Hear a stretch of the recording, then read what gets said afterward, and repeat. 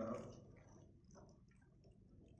पशुपालन और डेयरी विभाग की सचिव श्रीमती अलका उपाध्याय जी, अभिलक्ष्मी साहब जो मत्स्य पालन विभाग के सचिव हैं, और उपस्थित आप सभी मीडिया के साथ। जैसा भी बताया गया कि आदरणीय प्रधानमंत्री जी ने तीसरे काल में का काम शुरू किया और 100 दिन आज पूरा हो रहा है और आज उनका जन्मदिन है। उनके जन्मदिन के दिन 100 दिन पूरा हो रहा है। प्रधानमंत्री जी ने कहा कि तीसरे कार्यकाल में तीसरे 3 गुना शक्ति से काम करना। हम सब लोग जो उनके नेतृत्व में काम कर रहे हैं वो उसी गति के साथ काम कर रहे हैं। हम आपको मत्स्य पालन विभाग के जो अब तक की उपलब्धियां हैं उसके बारे में बताएंगे, और उसके बाद जो मत्स्य पालन विभाग में 100 दिन के अंदर हम लोगों ने जो काम किया है उसको बताएंगे, 2 पार्ट में बताएंगे। और उसी तरह पशुपालन में भी जो अब तक की उपलब्धि है उसकी चर्चा करेंगे, और फिर 100 दिन की जो उपलब्धि है उसकी चर्चा करेंगे। देखिए, मत्स्य पालन विभाग में जो आदरणीय प्रधानमंत्री जी ने बहुत दूरदर्शिता के साथ एक निर्णय लिया 2019 में, क्योंकि उनकी कल्पना थी कि जो अगर हमको काम करना है और जो उनका लक्ष्य है 2047 के विकसित भारत का, तो उसको पूरा करने के लिए जब तक हर क्षेत्र में काम नहीं हो तब तक विकसित भारत की कल्पना नहीं हो सकती।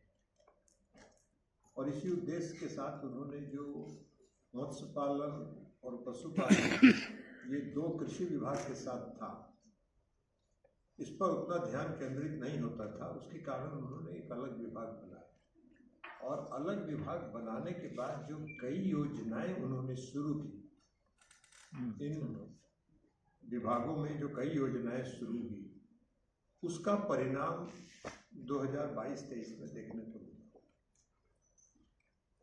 अब उन्होंने सबसे पहले शुरू किया ब्लू रिवॉल्यूशन।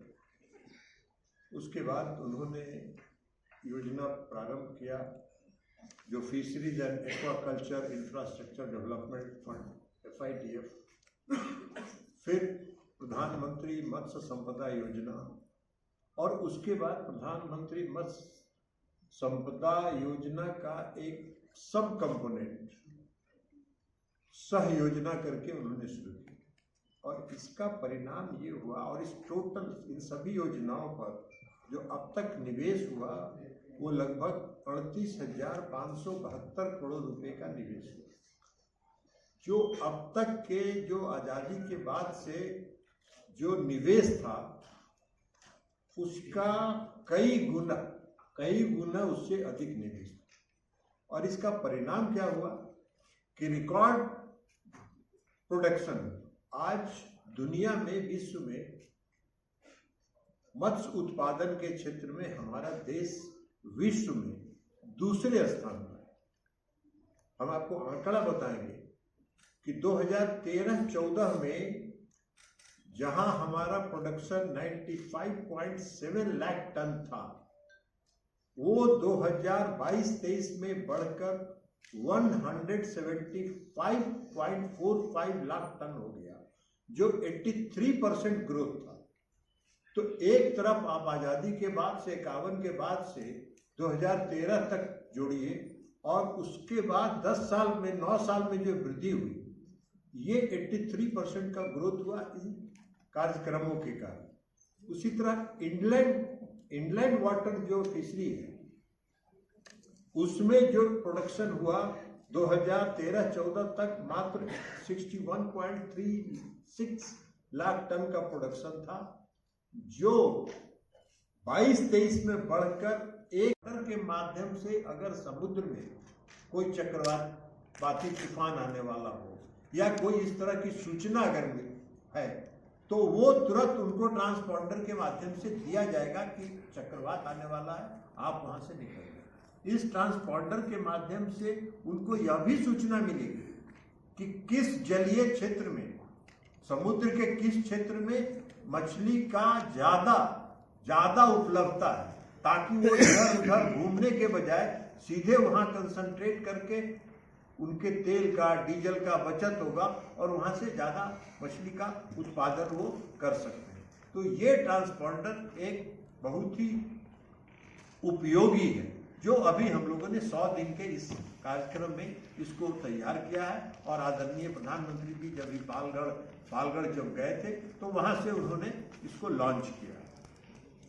अब प्रधानमंत्री मत्स्य किसान समृद्धि सह योजना, जो हमने कहा प्रधानमंत्री मत्स्य संपदा योजना का एक सब कंपोनेंट है, इसके तहत हम लोग नेशनल फिशरी डिजिटल प्लेटफॉर्म बना रहे हैं और डिजिटल प्लेटफॉर्म के माध्यम से हम लोग मछुआरों को इसमें रजिस्टर्ड कर रहे हैं, क्योंकि जो मछुआरा कम्युनिटी है, फिशरी सेक्टर से जुड़े हुए जो किसान हैं, वो आज अनऑर्गेनाइज सेक्टर में, असंगठित क्षेत्र में, और असंगठित क्षेत्र में होने के कारण कई तरह के लाभ जो उनको मिलने चाहिए वो उनको नहीं मिल पा रहा है। तो इस प्लेटफॉर्म के माध्यम से हम उनको कर रहे हैं और उनको इसके बाद चौधरी चरण सिंह राष्ट्रीय पशु स्वास्थ्य संस्थान है, उसमें भी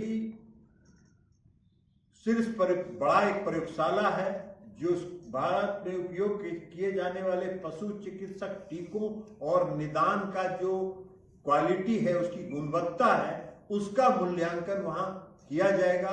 और यह काम भी हम लोगों ने उसको सैंक्शन किया है, उसका भी काम चल रहा है।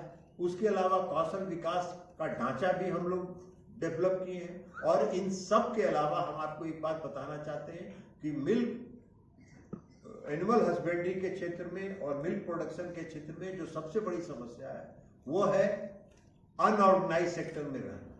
कई राज्यों में जो कोऑपरेटिव सिस्टम के माध्यम से जो दूध उत्पादक लोग हैं उनको जोड़ने का काम बहुत ठीक ढंग से नहीं हुआ है। कई राज्यों के साथ एनडीडीबी ने अभी एमओयू भी किया है, अभी उड़ीसा में किया है, इसके अलावा बिहार में भी वो काम कर रहे हैं, झारखंड में भी काम कर रहे हैं, गुजरात में वो अच्छा काम कर रहे हैं, महाराष्ट्र में काफी अच्छा काम कर रहे हैं। तो हम लोगों का ये प्रयास है कि जो मिल्क प्रोडक्शन से जुड़े हुए लोग हैं उनको जितना हम ऑर्गेनाइज सेक्टर में ला सके, हम उनको कितना कोऑपरेटिव बना के उनको हम जोड़ सके, ताकि उनका जो दूध का उत्पादन है उसका मार्केट भी मिल जाए, उनको सही मूल्य मिल जाए और उपभोक्ताओं तक, ग्राहकों तक सही क्वालिटी का दूध उनको उपलब्ध हो सके। ये सारा काम हम लोगों ने किया है। तो उस पर अभी हम लोग कंसंट्रेट कर रहे हैं कि उसको ऑर्गेनाइज सेक्टर में अभी हम लोग आइडेंटिफाई कर रहे हैं कि कौन कौन से राज्य हैं जहां पर थोड़ा अनऑर्गेनाइज ज्यादा है, वहां पर हम लोग कंसंट्रेट करके उसको हम ऑर्गेनाइज सेक्टर में लाने का हम लोग प्रयास कर रहे हैं। और ये सब एफर्ट हम लोगों ने 100 डेज में किया है। हमको इतनी ही बात बतानी थी। अगर आप इसके अलावा आपको कोई सवाल हो तो आप पूछ सकते हैं।